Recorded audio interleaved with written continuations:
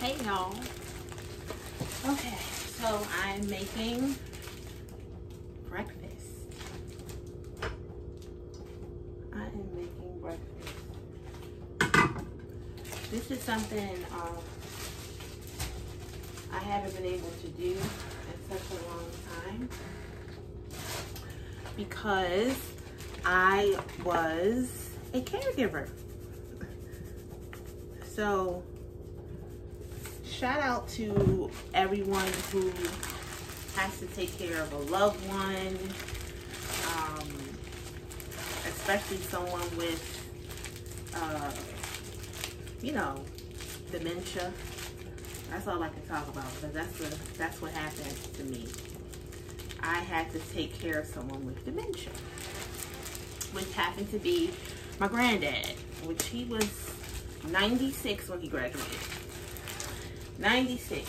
So we helped him really live his life out in style. And during that time, it was so stressful, y'all. I'm putting some sage.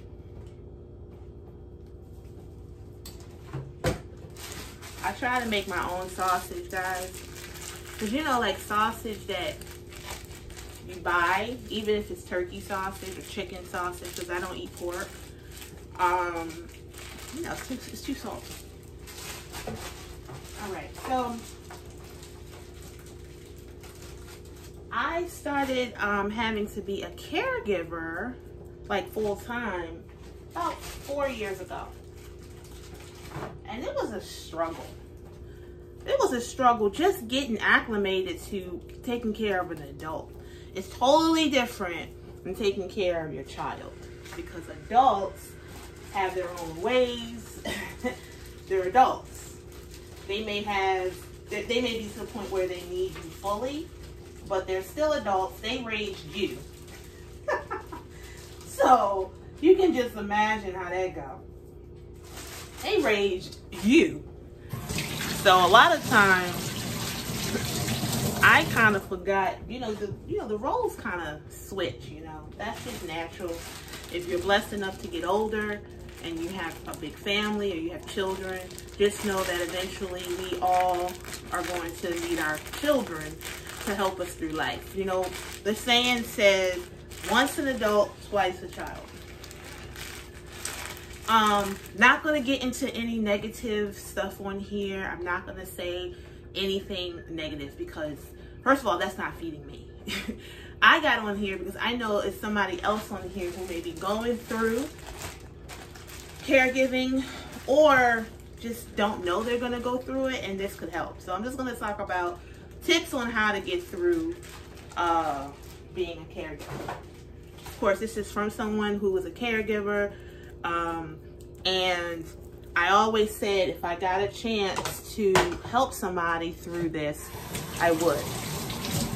First and foremost, when you're dealing with someone with dementia, it is a situation that is constantly gonna get tougher. I'm just gonna say that. It's gonna get tougher. So one thing I did for my granddad is I always quizzed him. I made sure every day I asked him what his name, what his birth year, I asked him what my name was, asked him what my husband's name was, just constantly keeping him in the game as long as you can, because it is a deteriorating issue and it attacks the mind. And so that's one thing that helped him.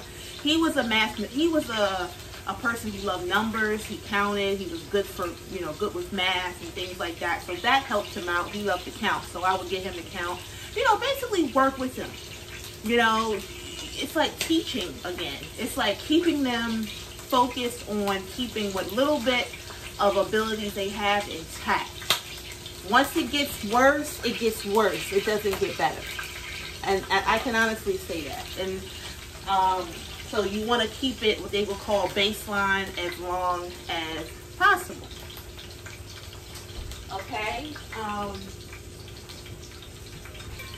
Another thing, I just so happened I had to move in to and take care. We had to actually move in and everything. Make sure that if you can, that you get everything in order. You are their voice now. They can't do anything, and I'm talking about late stage. Late stages, they get to the point where they're not able to do anything. I was taking care of my grandfather since 2010 to 20 whatever it is now, beginning of the year.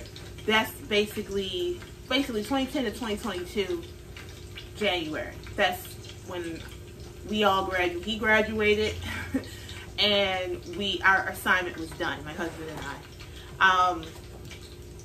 It was a breakdown for me, because one thing I did not understand: when you are a caregiver, you have to take care of yourself. You have to take care of yourself. One thing that I stopped doing, unfortunately, was I stopped eating.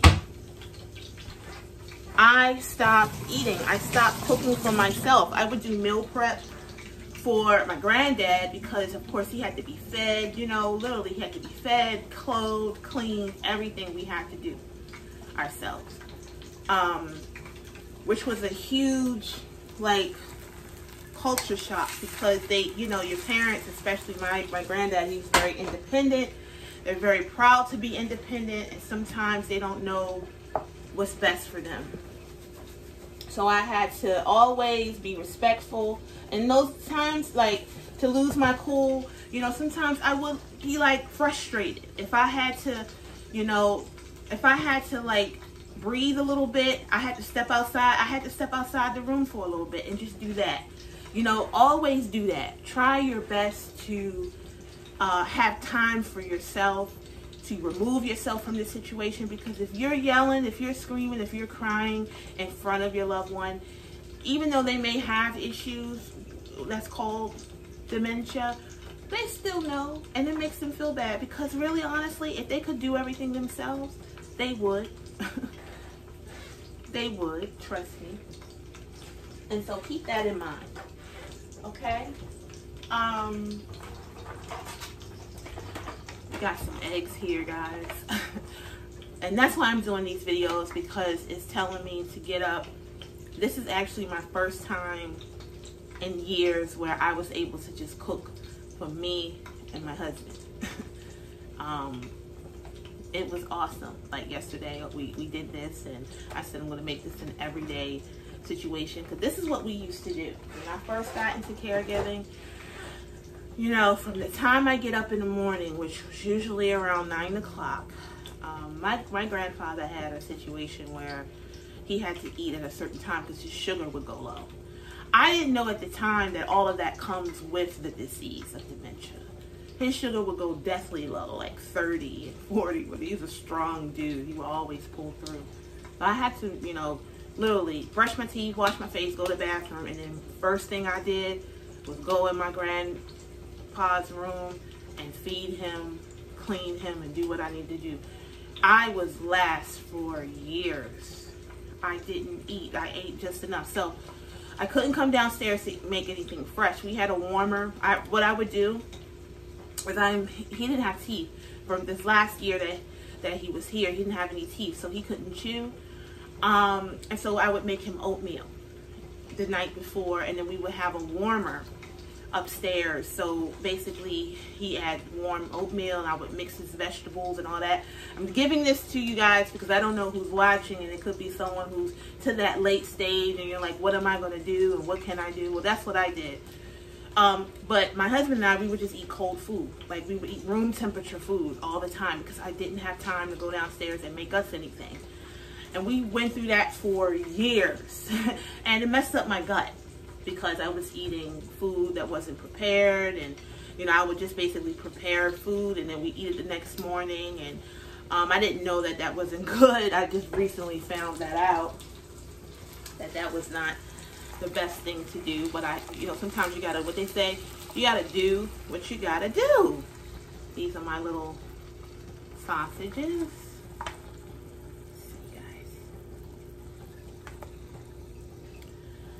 And so yeah, I didn't have any time for myself. I didn't really, you know, make food for myself. I didn't, I would basically take all of my supplements on an empty stomach. By empty, I mean I would just basically take enough food just to take my medicine, or my supplements rather. I look at that as my medicine, you know.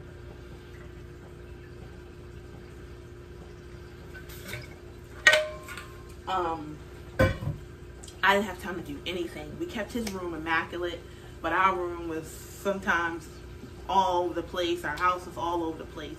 Because we came from an apartment, and then we, basically we came from like the apartment lifestyle, and then we had to be like thrust into a home lifestyle, totally different. Got to cut the grass, got to make repairs, something goes up, you got to fix it, totally different. We had to manage the house and things like that. And luckily, my grandfather, he got so bad, of course he was so bad, he was bedbound, so he couldn't go to the hospital. So we had basically hospitals come here. Like he had his doctor come here, his nurses come here, and things like that, which was awesome.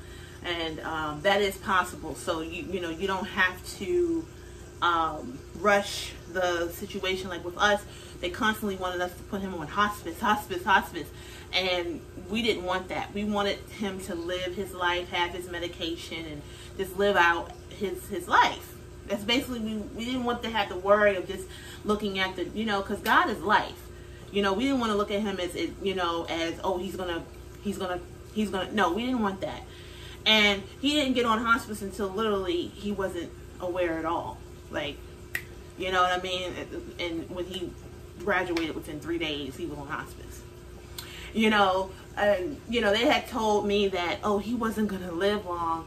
And that was 4 years ago. And he actually lived almost 4 years after that. I mean, he had so many close calls. But one thing I learned about the situation, if it's not your time, it's not your time. I don't give a darn if the doctor says it, family say it, strangers say it. If it's not your time, it's not your time. He used to say this: God ain't ready for him, and the devil didn't want him. So that was his saying. That was his little sense of humor.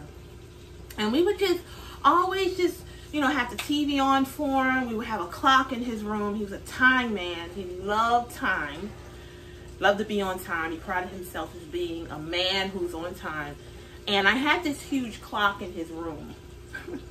And it was getting on my nerves. I have to tell you this, because every morning around 10 o'clock, he would call my name and say, hey, you know, what's up? I'm hungry. This is when he was better. Over time, unfortunately, he came to the point where he wasn't talking really. He wasn't communicating really. He wasn't like there. But when you're going through it, you don't know. Like every day was a different day. Like we didn't look at him as, oh, he's about to whatever. No, it just, when it did happen, it was like boom, you know.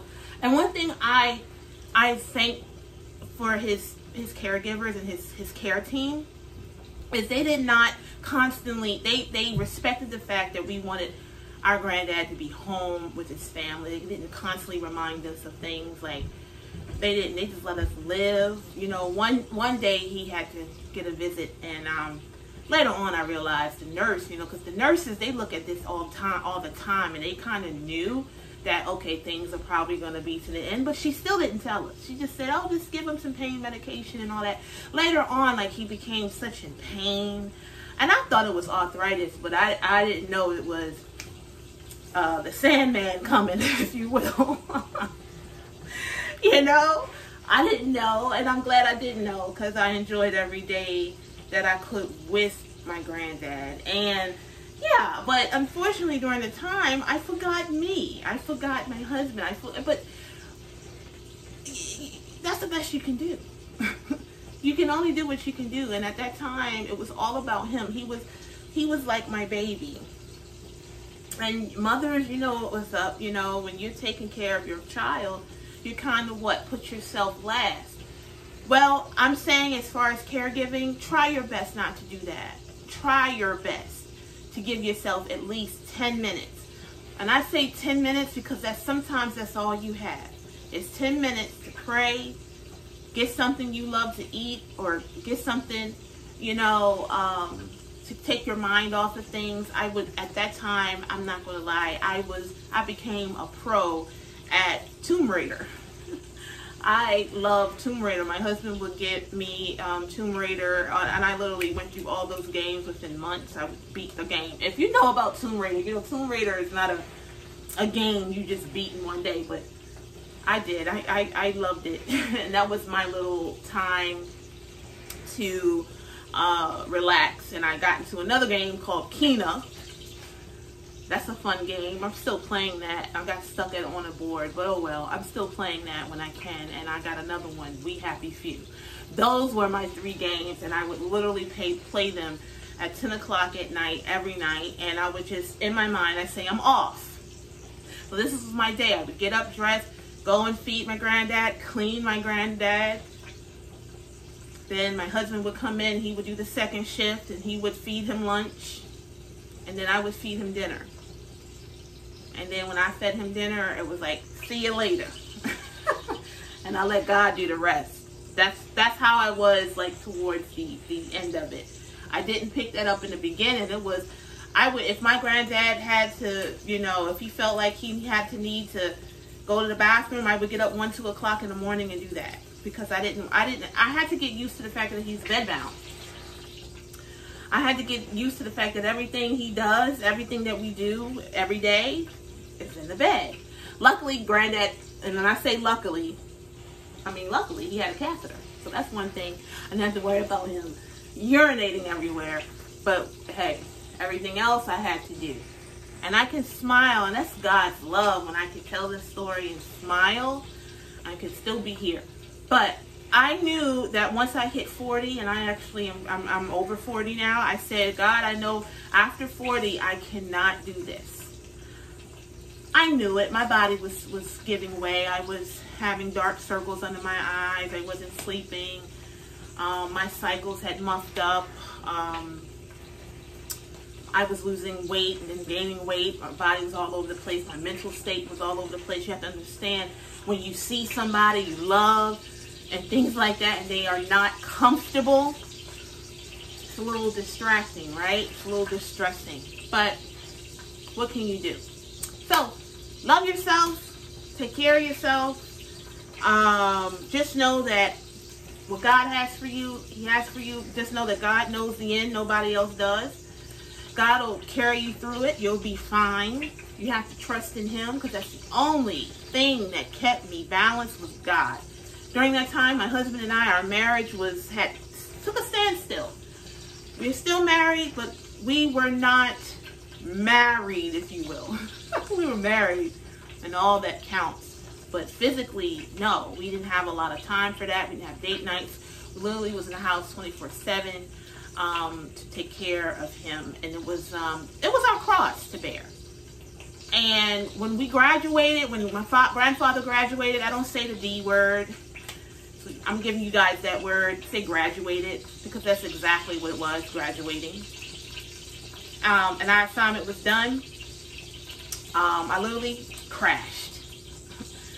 Meaning I just was like in a blur, body just slumped.